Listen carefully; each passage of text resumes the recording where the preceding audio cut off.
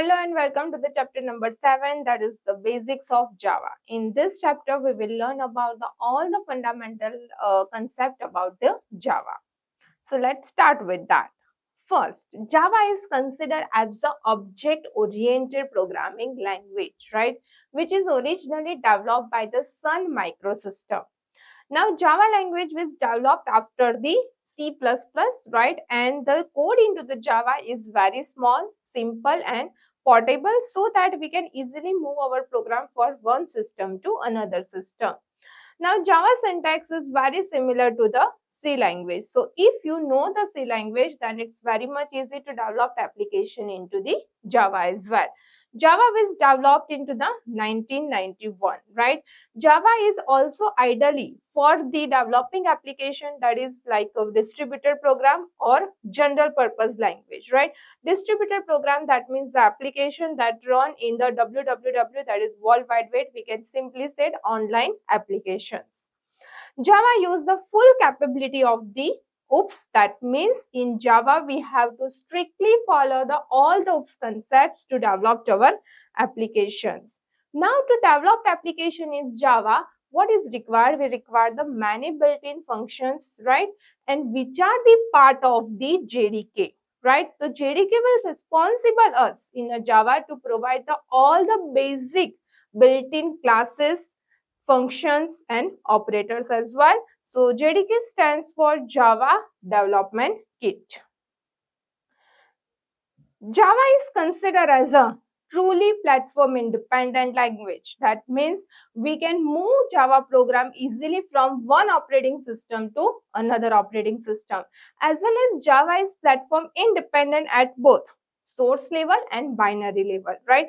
Source level means coding, right? So in Java, the primitive data type takes the same size across the all platform. That means in Windows it takes the integer 4 byte. Then in other operating system also integer take the 4 byte as well. And at the binary level, Java is a platform independent because of the JVM, which stands for the Java Virtual Machine, right?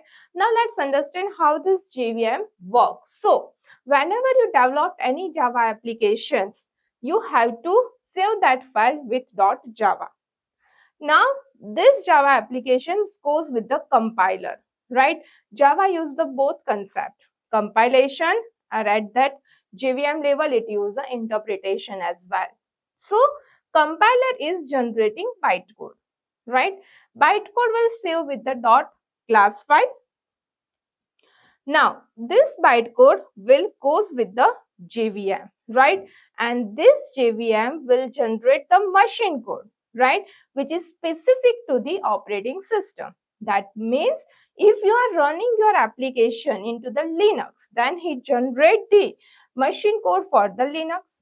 If you are running this application onto the Mac, then he generating machine code for the Mac for the same source file. So this how Java is considered as a truly platform independent language, right? This bytecode execution is slower, but it generates the native code, so it executes faster. Now let's study how can we create the simple application into the Java. So what is the basic step required? So first we simply create the any Java source file. You can use any editor for this, right? But your system must have to be installed the JDK before running these applications. So we create one simple Java source file and we can write all code inside this file. After that, we have to compile this file, right? Compiler is doing the generating bytecode. आपने जो भी आपके code के अंदर आपके application के अंदर code लिखा है उसका वो बाइट कोड जनरेट करके आपको प्रोवाइड कर देंगे और आफ्टर दैट आपको उसको रन करना है, राइट? कंपाइल करने के लिए जो कमांड बेसिकली यूज होता है that is Java C command, that stand for Java compiler. और उसको रन करने के लिए जो कमांड यूज होता है that is the Java command, right? So this is how your application will work, right? Let's look the practically as well. You can use the editor of your choice, right? Here I am using the VS Code for developing applications. So As we study, Java used the fully capability of the OOPS. So we have to compulsory create the class to write the simple applications of the hello world as well. So यहाँ पर हम एक simple class create करते हैं. So we have to create class and you can give any name to the class. हम यहाँ पर simple hello world message print कर रहे हैं, right? So this is our class hello. Now class के अंदर आपको क्या करना पड़ेगा, you have to develop the main method, because program का जो एग्जीक्यूशन है वो मेन मेथड से ही स्टार्ट होगा, right? How we can write the main method? So main method something like public static void main string args. So this how we are able to write the main method, right? Now inside main method, if you print any message, right, then you have to write system dot out dot println this message. Whatever message you want to print, it should be inside the double quotes only. So I want to print hello world message only, right? So our simple application structure is ready. इसके अंदर हमने एक simple class create किया है, उसके अंदर हमने main method ली है और उसके अंदर हमारे पास है println मेथड जो हमारा जो मैसेज होगा वो प्रिंट करने का वर्क करेगी, right?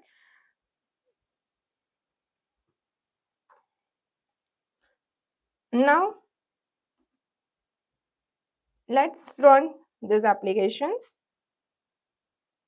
Okay, so whenever you run these applications, right, then output will be visible over here, right? This is called the terminal, right, which shows the output of our application. तो ये हमने एक simple program create किया है which print simple message of hello world only. तो this how our program will run. First हमने dot जावा से save किया है, राइट? आप टर्मिनल में उसको रन करना चाहते हैं तो आप टर्मिनल में भी उसको रन कर सकते हैं. दैट मीन्स ये हमारा टर्मिनल है, राइट? अगर आपको ये टर्मिनल के अंदर मैन्युअली उसको एग्जीक्यूट करना है, राइट, तो you can write like this Java C command is over there, Java C file name dot Java, right? तो ये क्या करेगा, उसको कंपाइल करेगा, कंपाइल करने का काम करेगा और आफ्टर कंपाइलेशन वो क्या जनरेट करेगा, बाइट कोड जनरेट करेगा. उस बाइट कोड को एग्जीक्यूट करने के लिए आपको इंटरप्रेटर यूज करना पड़ेगा, राइट, जो जावा कमांड से यूज होगा, Java space file name, right? So our program has the two part. First is the class, right? Inside class what we have written is the main method. main method के अंदर हमारा जो code था उसका पूरा logic यहाँ पर था. Now in Java you have to remember one important things कि आप जिस नाम का क्लास क्रिएट करते हैं आपको फाइल नेम भी उसी नेम से कंपलसरी सेव करनी पड़ेगी. दैट मीन्स अगर आपने यहाँ पर क्लास नेम हेलो दिया है, राइट, तो my file should be hello.java, right? तो class name and file name must be a same, and it is again a case sensitive. If you return in a small case then file name should be in a small case. Now after that इसको compile करने के लिए जावा C command use करेंगे और उसको run करने के लिए जावा कमांड यूज करेंगे. So we get the output. Now if you want to write any commenting in this, right, comment we will learn later on, right? Then this is the syntax, right?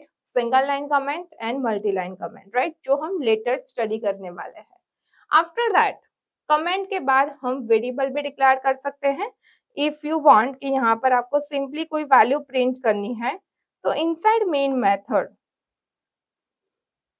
integer a equals to 10. This how आप simple variable declaration कर सकते हैं, right?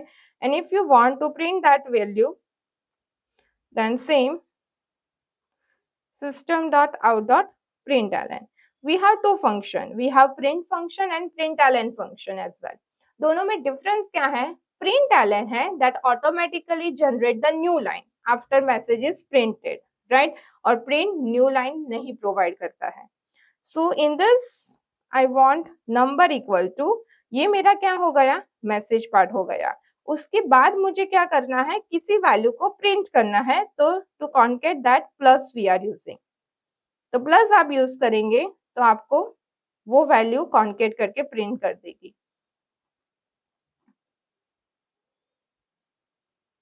So we have to message hello world and number equal to 10, right? So variable declaration is basically optional part. उसके बाद आपका कोई computation part है तो computation part आएगा. After that, if you want to print any message, then system.out.print or system.out.println methods are there to print any message.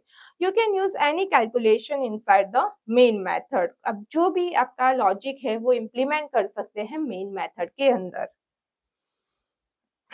Now, in your textbooks, they have given example into the Skite, right? Skite is again one editor, right? In that also you can create the Java programs.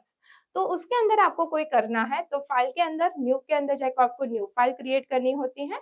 After that आपको जो भी code है you have to implement that code and save that file with .java extension.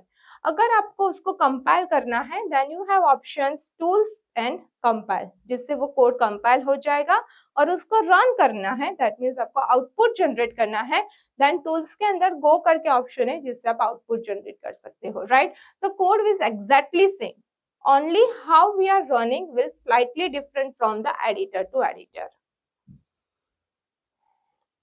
तो this is a structure of our code, right? तो हमने क्या किया है, क्लास डिक्लेयर किया है, राइट? जनरली जावा के अंदर एक फाइल के अंदर एक पब्लिक क्लास होता है, right? And that name must match with the file name. तो फर्स्ट फेज क्या था, पब्लिक क्लास का नेम, राइट? उसके बाद हमारे पास होता है optional variable declaration and method declaration part, जहां पर आप कोई भी वेरिएबल या मेथड डिक्लेयर कर सकते हैं. After that we must have the main method, right? जिसके अंदर हम सारा इम्प्लीमेंटेशन हमारा लिख सकते हैं. After main method also we can declare another variable और method as well, right? So this is a structure, yeah, we can say syntax, right, which gives the knowledge about what is allowed. हम हमारे code के अंदर क्या लिख सकते हैं वो उसकी सिंटेक्स यहाँ पर प्रोवाइड कर सकता है. अगर आप कोड का सिंटेक्स प्रॉपर होगा तो ही वो कंपाइल होगा और आउटपुट जनरेट होगा, right? If there is any error then you will not get the output for your code. तो this is again the explain the same thing, right? Class name होता है, class name के अंदर हमें compulsory class name और file का name same देना पड़ेगा. Declaration part must be that, उसके अंदर पब्लिक मेन मेथड डिफाइन करनी पड़ेगी जिसके अंदर that is a free format language, मतलब आप कुछ भी लॉजिक अपना इम्प्लीमेंट कर सकते हैं. आफ्टर दैट मेन मेथड आएगी और मेन मेथड के अंदर आपका सारा लॉजिक इम्प्लीमेंट होगा. Now let's learn about the data types. Now यहाँ पर हमने जो वेरिएबल डिक्लेयर किया था ए, राइट, उसके आगे मैंने कीवर्ड यूज किया है integer, right? This integer is known as the data type. So let's learn about कि ये डेटा टाइप का यूसेज क्या है और जावा जो है वो हमें कौन कौन से डेटा टाइप्स प्रोवाइड करता है, right? So we will understand that first of all, because हमें कोई भी कैलकुलेशन करना है तो उसके लिए हमें वेरिएबल डिक्लेयर करना पड़ेगा. And to declare the variable, it's compulsory to use the data type with the variable. So, data type क्या define करती है? तो data type will define the basically first one is the memory size. कि आपने जो a नाम का variable declare किया है, उसको कितनी memory allocate करनी है, right? You have the 16 GB RAM, but out of the 16 GB इस variable को कितनी memory allocate होगी वो data type decide करेगा. Second, it decide is a value type. कि उसके अंदर कौन से टाइप की वैल्यू स्टोर होगी, राइट? आप पॉइंट वाली वैल्यूज डाल सकते हैं या कोई अल्फाबेट्स डाल सकते हैं या कोई string. What kind of value you can store, that is again decided by the data types. Third one is the range, minimum and maximum value that we can enter. And the last one is हम उसके अंदर कौन कौन से type के operation कर सकते हैं, राइट? इफ न्यूमेरिक वैल्यू है तो उसके अंदर बेसिक अरिथमेटिक ऑपरेशन हो सकते हैं. स्ट्रिंग के अंदर ऑल अरिथमेटिक ऑपरेशन नहीं हो सकते, राइट? तो ये सब डिसाइड करने का काम कौन करता है? Data type, right? Data type के अंदर basically 8 primitive data types available है, right? Let's understand the data types. तो फर्स्ट हमारी जो कैटेगरीज आती है that is the byte, short, integer and long. ये चार डेटा टाइप्स जो है उसके अंदर आप कोई भी इंटीजर मतलब विदाउट डेसिमल वैल्यू एंटर कर सकते हैं। इस सब के अंदर डिफरेंस क्या है? Size that you can show in this table. Like byte है, उसके अंदर 1 byte of value is allowed, right? और ये उसकी रेंज दी हुई है कि minimum range is -128 to 127। Short है 2 बाइट्स, इंटीजर है 4 बाइट्स और लॉन्ग है 8 बाइट। दैट मीन्स ये सभी के अंदर इंटीजर वैल्यू ही स्टोर होगी, राइट? नेक्स्ट जो है that is a float and double, right? जिसके अंदर आप फ्लोटिंग पॉइंट वैल्यू स्टोर कर सकते हैं। Again the difference in the size, float will take the 4 bytes and double will take the 8 byte as well. Now next character, character के अंदर आप कोई भी सिंगल कैरेक्टर स्टोर कर सकते हैं। Only one character is that, it takes the size of the 2 bytes. Next is the boolean. Boolean basically store the true and false value, right? And which basically takes the 1 byte. It stores the true or false, right? So these are the 8 primitive data types we have available to perform the operations. Next we study about what is a variable. So जब भी आपको value store करनी है तो आपको क्या करता है? मेमोरी के अंदर एक लोकेशन अलोकेट करता है। उस लोकेशन का क्या होता है? एड्रेस होते हैं, right? But address is difficult for us to remember because address in hexadecimal format and it's very long to remember. तो हम उस मेमोरी को एक नेम के साथ एसोसिएट करते हैं so that it's easier for us to access that, right? So that is known as the variable is, right? So variable का मेन यूज क्या होगा?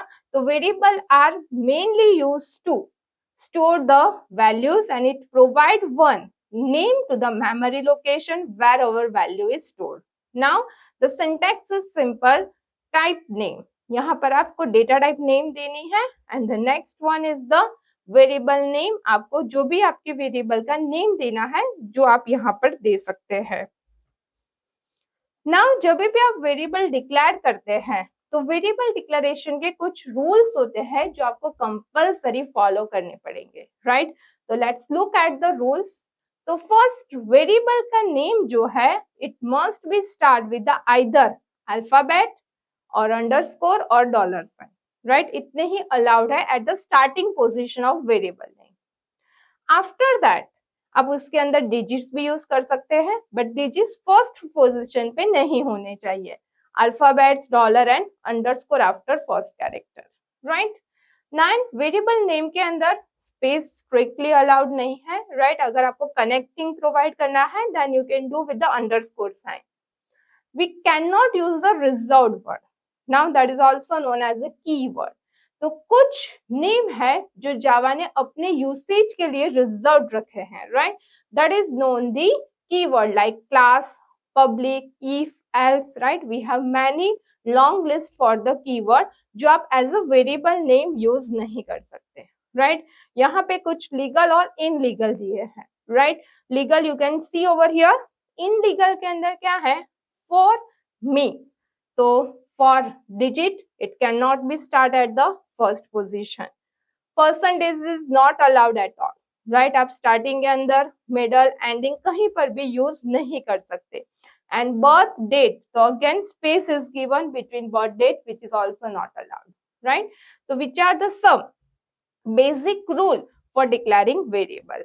Now next there's a guideline for the naming variable, मतलब ये rules नहीं है but it's recommend to you कि इस तरीके से नेमिंग होने चाहिए। जावा की जो बिल्ट इन लाइब्रेरीज है वो इसी फॉर्म में डेवलप्ड हुई है। तो what are that guidelines? You have to use camel cases. Camel cases means what? So यहाँ पर बैलेंस अमाउंट, तो उसने क्या किया है? बैलेंस का भी स्मॉल एंड अमाउंट का एक कैपिटल दिया है। तो this is example of the balance amount. तो इस तरीके से नेम दे सकते हैं, आइदर आप क्या दे सकते हैं with the underscore, right? Generally you must remember जो क्लास नेम है वो अपर केस लेटर से स्टार्ट होंगे। That means starting must be upper case, जैसे मैंने यहाँ दिया है हेलो। ओके, अगर मुझे क्लास का नेम हेलो वर्ल्ड देना है तो यू नो दैट के hello is a different word and world is a different word. तो मैं यहाँ कैसे तरीके से दूंगी, so I am writing something like this, hello, and word के अंदर W capital and this must be my name.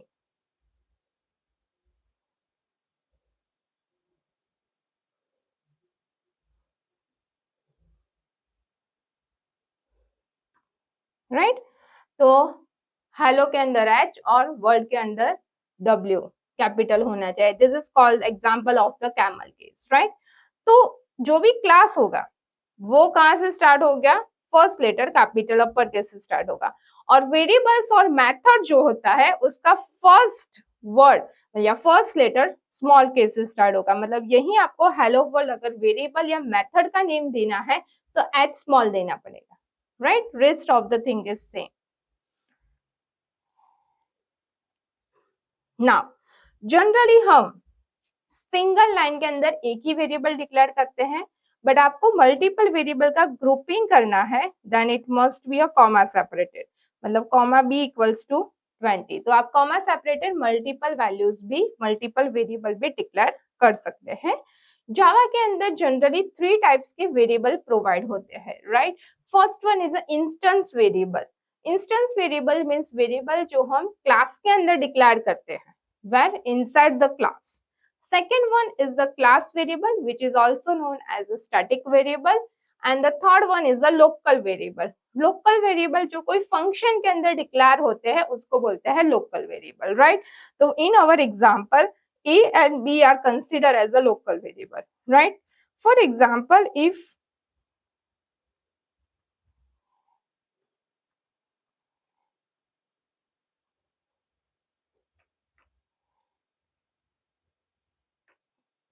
इसके अंदर सपोज हम क्लास जो है इसके अंदर कोई वेरिएबल डिक्लेयर करते x equals to 20. So this x is considered as what? This is known as an instance variable. Right? और यहाँ पर आपने जो वेरिएबल डिक्लेयर किया है, this is example of local variable. Right, class variable are declare with the static keyword. आपको static keyword use करना पड़ेगा to declare that. So this is what we call the static or class variable. Right, so this has the 3 types of variable that provided by the Java.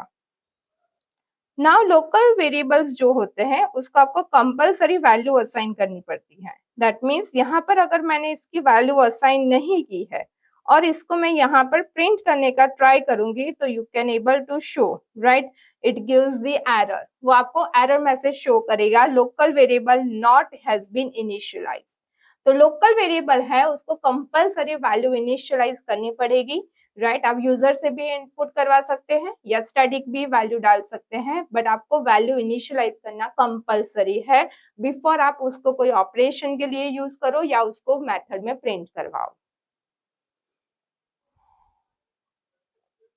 Now let's study about the another important concept, that is the literal. Literal is nothing but the value that you assign to the variable is known as a literal. For example, जैसे हमने यहाँ पर equal to करके ये जो 10 value assign की है, इस 10 वैल्यू को हम क्या करेंगे, that we call the literal.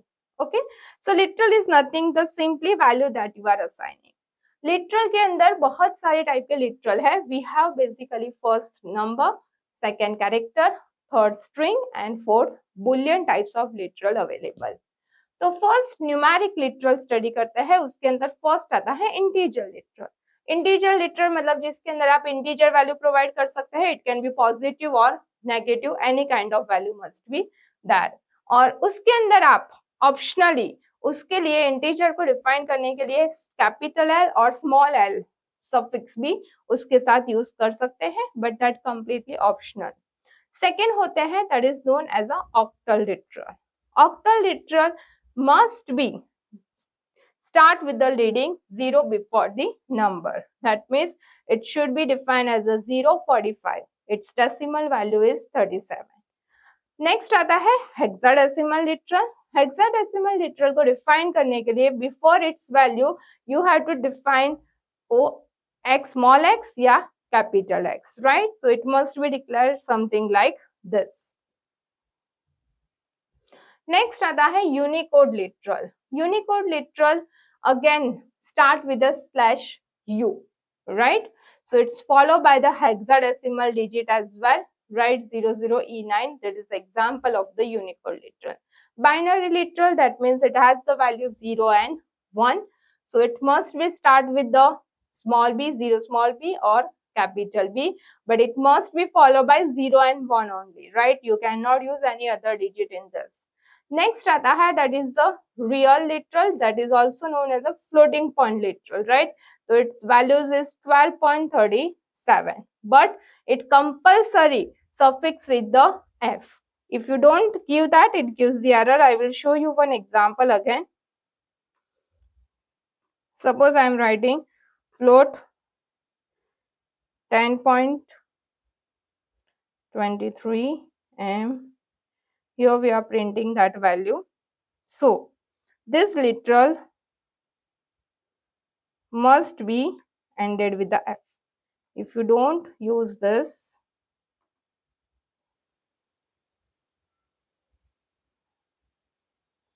so it gives the error, right? So it must be give with the f. यहाँ पर वो error generate की है, right? अगर फिर से हम इसको run करें तो अब उसने 10.23 वैल्यू प्रिंट कर दी है, राइट? तो फ्लोटिंग पॉइंट के अंदर कंपलसरी आपको एफ लिखना ही पड़ेगा, इंटीजर के अंदर ऑप्शनल है, right? L if you want then you can write, otherwise you can completely ignore that as well. Next आता है that is the boolean literal. Boolean literal मतलब true and false. But remember one important thing, Boolean literal are not the 0 and 1 that can be case into the other programming language, right? In this you have to strictly write true and false only. Next is the character literal. That means we can store any single character, right?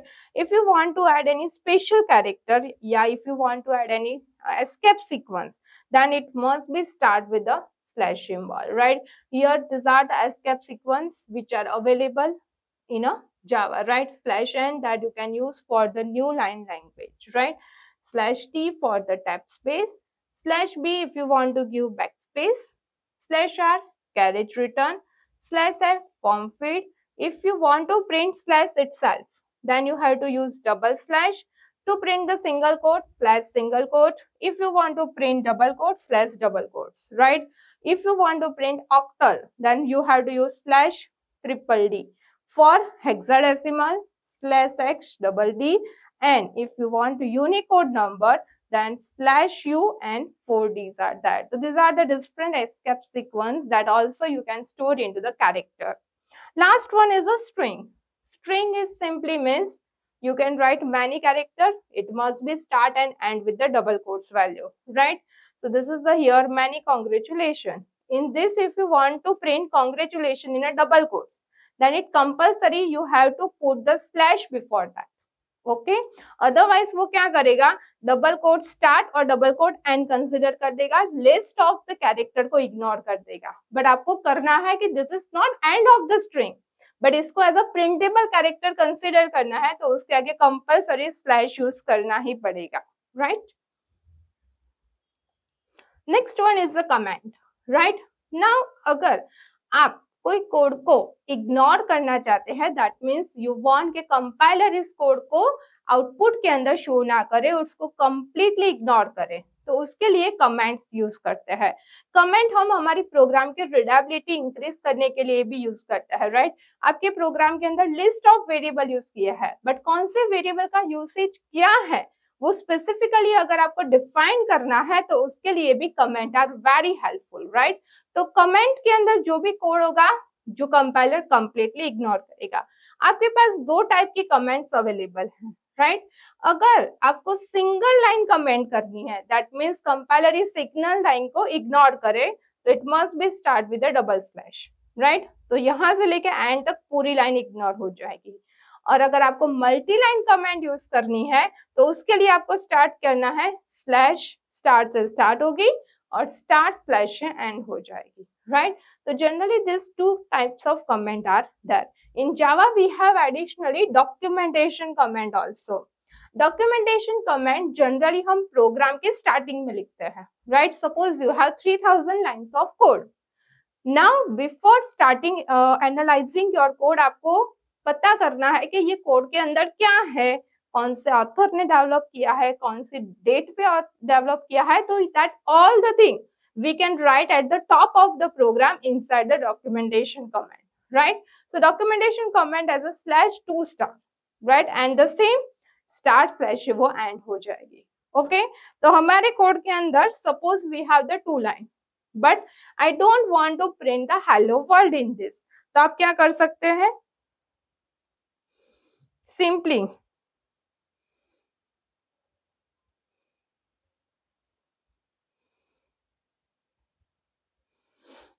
तो अभी यहाँ पर सिर्फ number वाली line print हुई है, hello world is not printed at all. Next one is a expression. Expression मतलब any equations we can say, right? It contain many operators, जो बहुत सारे ऑपरेटर्स से आप जो इक्वेशन बिल्ड करते हैं, that we call the expression. Expression कोई सिंपल भी हो सकते हैं लाइक a प्लस बी, या कॉम्प्लेक्स ऑपरेशन एक्सप्रेशन भी हो सकते हैं जिसके अंदर आपने बहुत सारे ऑपरेटर पैरेंथेसिस यूज करके वो एक्सप्रेशन बिल्ड किया होता है, राइट? नाउ उसके अंदर मेनली हम यूज करेंगे different types of operator and it precedence, it's brackets, everything plays the important role for the building any expression, right? तो एक्सप्रेशन बिल्ड करने के लिए what is the required thing is the operator, right? So first we have to study about the operators. So Java had a rich set of operators available for us. So we have to study what are the different types of operators available to us. So first is a very simple operator, that is the arithmetic operator, right? So arithmetic operator के अंदर main 5 operators हमारे पास available है. Plus addition के लिए, minus subtraction के लिए, into multiplication के लिए, slash for division and percentage symbol that we use for the modulus, या उसको हम बोलते हैं रिमाइंडर सेक्शन. नाउ अगर आप दो इंटीजर का एडिशन करेंगे तो output will be the integer only, right? That means अगर सेम टाइप की वैल्यूज है तो आपका आउटपुट सेम टाइप का आएगा. बट अगर आपको डिफरेंट डेटा टाइप्स के है, दैट मीन्स एक इंटीजर है और एक फ्लोटिंग पॉइंट है, तो उसके अंदर जो हायर होगा, दैट मीन्स आपका जो आउटपुट आएगा वो किस में आएगा? फ्लोटिंग पॉइंट में आएगा, because the floating point of the higher type, right? You can use modulus operator, that modulus is reminder, right? अगर वो नेगेटिव वैल्यू के साथ यूज करोगे तो उसका रिजल्ट हमेशा नेगेटिव ही आएगा, राइट? और अगर उसको फ्लोटिंग पॉइंट के साथ यूज करते हैं तो उसका आंसर भी किस में आएगा? फ्लोटिंग पॉइंट में ही आएगा, राइट? तो this are the something that you have to remember about the arithmetic operator. Next operator we have is the increment and decrement operator. Now अगर आपको कोई वेरिएबल की वैल्यू 1 से इंक्रीमेंट या 1 से डिक्रीमेंट करनी है तो उसके लिए हम इंक्रीमेंट और डिक्रीमेंट ऑपरेटर यूज करेंगे. इंक्रीमेंट के लिए 2 प्लस साइन सिंबल यूज होगा जो वैल्यू 1 से इंक्रीमेंट करेगा, और डिक्रीमेंट के लिए 2 माइनस सिंबल यूज होगा जो वैल्यू को 1 से डिक्रीमेंट करेगा, राइट? अगर ये इंक्रीमेंट और डिक्रीमेंट है वो दो फॉर्म में आप यूज कर सकते हैं. The first form is a pre increment and the second form is a post increment. अगर स्टैंड अलोन यूज करते हैं तो आउटपुट में कोई डिफरेंस नहीं आएगा. Let's check with output. यहाँ पर हम ए को एज अ इंटीजर फॉर्म में ले लेते हैं और उसकी वैल्यू हम 10 असाइन करते हैं, राइट? नाउ सिंपली अगर आप स्टैंड अलोन यूज करते हैं तो इसको पोस्ट बोलते हैं, बिकॉज जो प्लस प्लस साइन है वो वेरिएबल के लास्ट में आती है, right? And if we run this then answer is 11, right? और अगर आप इंस्टेड ऑफ पोस्ट अगर प्री में यूज करते हैं, right? And if I run this then again answer is 11, right? That means अगर उसको स्टैंड अलोन यूज करते हैं तो पोस्ट और प्री में कोई डिफरेंस नहीं है. बट हम क्या कर रहे हैं, इसके अंदर I am declaring one more variable, done B. अगर आप इसकी वैल्यू इसके अंदर असाइन करते हैं तो एट दैट टाइम पोस्ट है या प्री है उसका आउटपुट चेंज हो जाएगा. यहाँ पर मैंने प्लस प्लस आगे यूज किया है, that is this called the pre increment. तो इसके अंदर क्या होगा, तो 10 जो वैल्यू है वो पहले +1 होगी, दैट मीन्स 11 हो जाएगी। तो बी के अंदर मेरा आउटपुट क्या जाएगा, बी के अंदर 11 आउटपुट जाएगा। तो हम यहाँ पर ए के साथ बी की भी वैल्यू प्रिंट करवा देते हैं।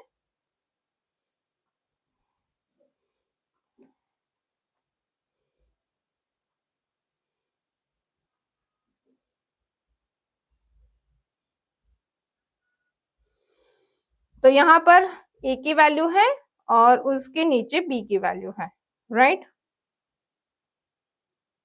तो in this case A value is 11 and B value is also 11, right. अगर हम इसको पोस्ट फॉर्म में यूज कर देते हैं, राइट, ये प्री फॉर्म है, अगर हम यहाँ पर पोस्ट फॉर्म यूज कर लेते हैं, दैट मीन्स प्लस प्लस को मैंने वेरिएबल के पीछे लिख दिया है, तो वो क्या करेगा, इनिशियल वैल्यू ए को बी में असाइन कर देगा। मतलब इनिशियल वैल्यू कौन सी है, 10 है, तो बी के अंदर कौन सी वैल्यू आएगी, 10 वैल्यू आएगी। उसके बाद ए की वैल्यू इंक्रीमेंट होगी, ए की वैल्यू तो इंक्रीमेंट होगी 11 ही होगी, बट वो बी को कौन सी वैल्यू पास करेगा वो डिसाइड करेगा प्री है या पोस्ट है। The same case with the decrement as well, right.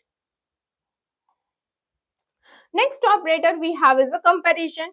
तो आपको कोई भी दो वेरिएबल की वैल्यू कंपेयर करनी है तो उसके लिए हम कंपैरिजन ऑपरेटर यूज करेंगे। Now comparison operator will always give you the boolean output that is true और फॉल्स, राइट। आपने जो इक्वेशन दिया है अगर वो ट्रू होगा, right, the value to true, then answer true आएगा, अदरवाइज वो फॉल्स आएगा। So these are the list of comparison operator we have. Double equal to मतलब 5 equal to 5, yes, so it will give the true. This is symbol for the not equal to. 26 is not equal to 3. Yes, 26 और 3 same नहीं है, so again we get the output true.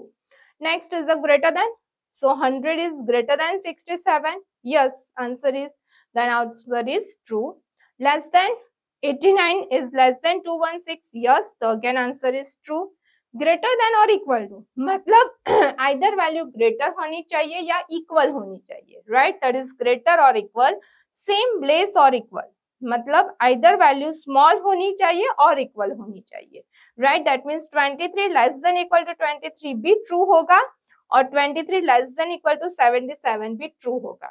तो value same भी हो सकती है या smaller भी हो सकती है, राइट। तो this are the comparisons operator we have available. These are the logical operator.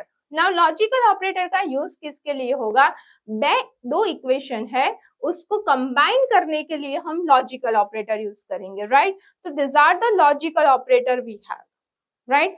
Now first है एंड ऑपरेटर। नाउ ये फर्स्ट इक्वेशन था या फर्स्ट ऑपरेंड था और ये सेकेंड है, राइट। अगर फर्स्ट जो है उसका आंसर फॉल्स आता है और सेकेंड का आंसर भी फॉल्स आता है तो एंड के अंदर हमें आउटपुट क्या मिलेगा, फॉल्स। दैट मीन्स आपने फर्स्ट लिखा है ए ग्रेटर देन बी, उसका आंसर फॉल्स हो गया। उसके बीच में आपने लिखा है एंड ए ग्रेटर देन सी, वो भी फॉल्स हो गया, तो आंसर क्या मिल जाएगा, फॉल्स, राइट। एंड के अंदर क्या होता है, if both answer is true then only it return true, all other cases it return false. Okay, so एक भी फॉल्स होगा तो आंसर फॉल्स आ जाएगा in and.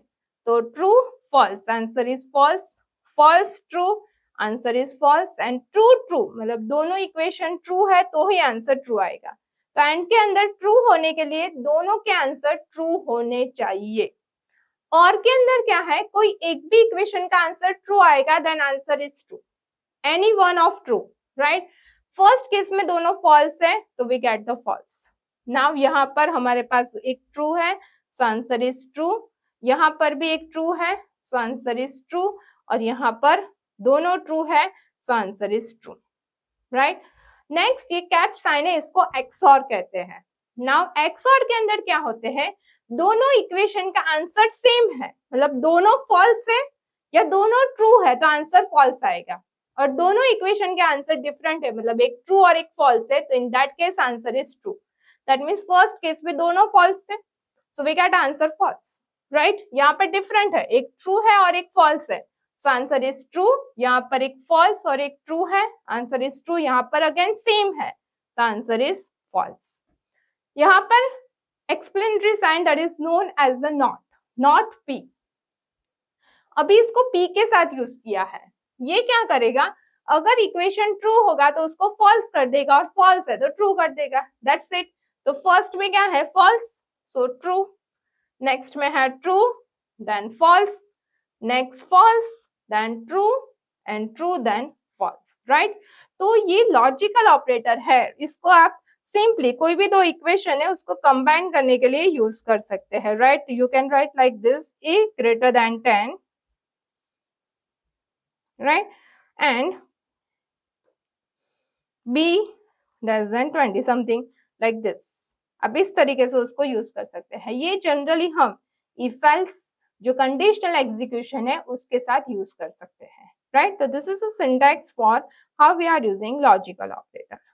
Now logical operator के अंदर हमारे पास शॉर्ट सर्किटिंग ऑपरेटर्स भी अवेलेबल है, right. Short circuiting means what, आप इस तरीके इस इक्वेशन को जो अभी हमने देखा था डबल एंड के साथ भी यूज कर सकते हैं एंड सिंगल एंड के साथ भी यूज कर सकते हैं। अभी इसके अंदर क्या होगा, तो नॉर्मल आप यूज करते हैं तो वो दोनों पार्ट चेक करेगा, फर्स्ट पार्ट भी चेक करेगा और सेकंड पार्ट भी चेक करेगा। बट एंड के अंदर मैंने क्या बोला कि दोनों कंपलसरी ट्रू होने चाहिए, एक भी फॉल्स हो गया तो आंसर फॉल्स ही आने वाला है।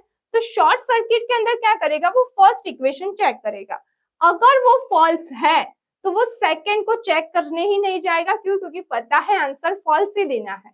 बट यस, अगर फर्स्ट ट्रू है इन दैट केस उसको सेकंड को चेक करने जाना पड़ेगा, that is called short circuit. जिससे क्या होगा, हमारा प्रोग्राम का एग्जीक्यूशन लिटिल बिट फास्टर हो जाएगा, बिकॉज उतनी कंडीशन हमें कम चेक करनी है प्रोग्राम के अंदर, राइट। तो हमारे पास एंड और दोनों के लिए शॉर्ट सर्किट अवेलेबल है। सिंगल एंड करते हो तो उसको सिंपल लॉजिकल ऑपरेटर यूज करते हैं, एंड डबल एंड करते हो तो उसको short circuit. Same the case with और के अंदर हमें पता है कि एक भी ट्रू है तो आंसर ट्रू ही आने वाला है। तो फर्स्ट उसने चेक किया और उसका आंसर ट्रू आएगा तो आंसर ट्रू ही आने वाला है, उसको सेकंड एक्सप्रेशन चेक करने की रिक्वायरमेंट ही नहीं है, राइट। तो this how this short circuiting operator will work. Next, conditional operator. Now conditional operator नाम पर से पता चलता है कंडीशन चेक करने के लिए यूज होगा, राइट। तो उसकी सिंटेक्स क्या होती है, फर्स्ट आपको इक्वेशन लिखना है, राइट। अभी आप जब भी कंडीशन लिखते हैं तो आंसर क्या आएगा, आइदर ट्रू और फॉल्स, राइट। तो अगर ये कंडीशन ट्रू होगी तो एक्सप्रेशन 1 एग्जीक्यूट होगा, और अगर ये कंडीशन फॉल्स होगी तो एक्सप्रेशन 2 एग्जीक्यूट होगा, राइट। तो this how conditional operator will work. Next is the assignment operator. Assignment is simply equal to, right, आप a equal to 10 लिखते हैं तो जो equal to यूज करते हैं उसको क्या बोलेंगे, assignment. Assignment operator generally right to left execute होते हैं, दैट मीन्स यहाँ पर राइट हैंड साइड पे जो वैल्यू है वो लेफ्ट हैंड साइड के वेरिएबल के अंदर वो असाइन कर देंगे, राइट। तो this is how assignment operator will work. Now assignment operator के अंदर type checking must be done, that means आपने फ्लोट वेरिएबल डिक्लेयर किया है और उसके अंदर इंटीजर वैल्यू दी है, राइट। तो डेटा टाइप क्या हो गई, डिफरेंट हो गई। तो इन दैट केस हमें क्या करना पड़ेगा, उसकी डेटा टाइप चेंज करनी पड़ेगी, but that cases data type will automatically converted, right. तो उसके अंदर वो क्या करेगा, ऑटोमेटिक टाइप कन्वर्जन कर देगा, बिकॉज इंटीजर इजिली फ्लोट में स्टोर हो सकती है।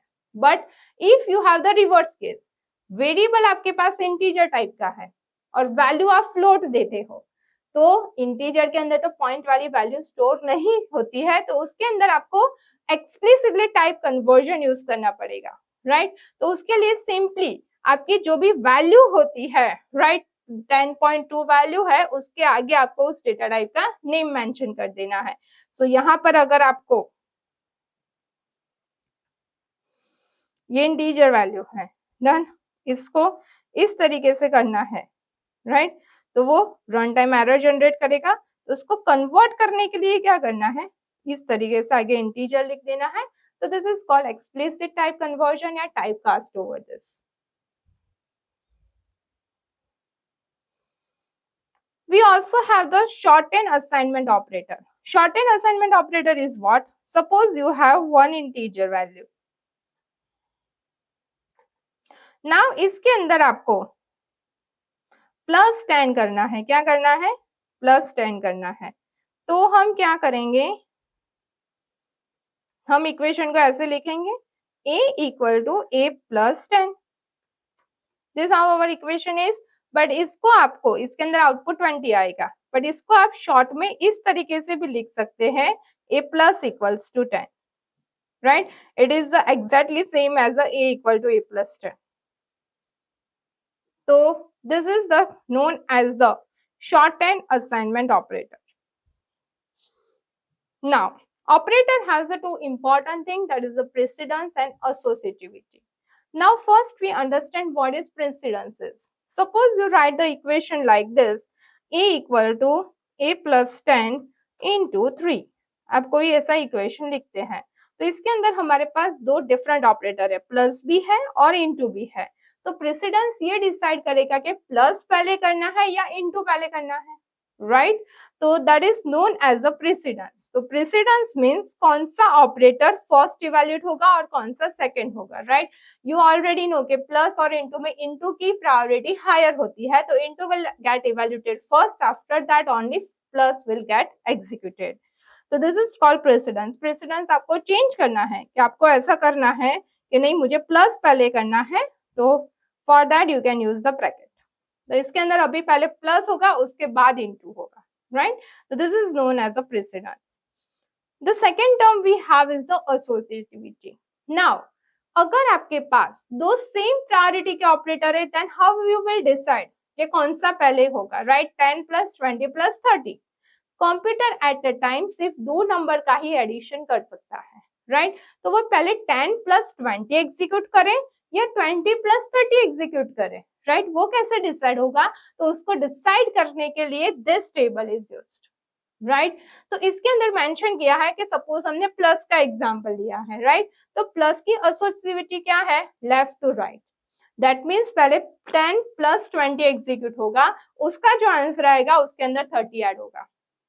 But if you have the case for the another operator, like all the arithmetic have generally left to right precedence, but if you have the unary operator, that it execute right to left, right? So this is decided by associativity, which table will use the further, right? So these are the basic concepts of the Java. In this we will learn, right, what is Java, what are the fundamental concepts, right? What is a variable, what are the data types, what are the operator.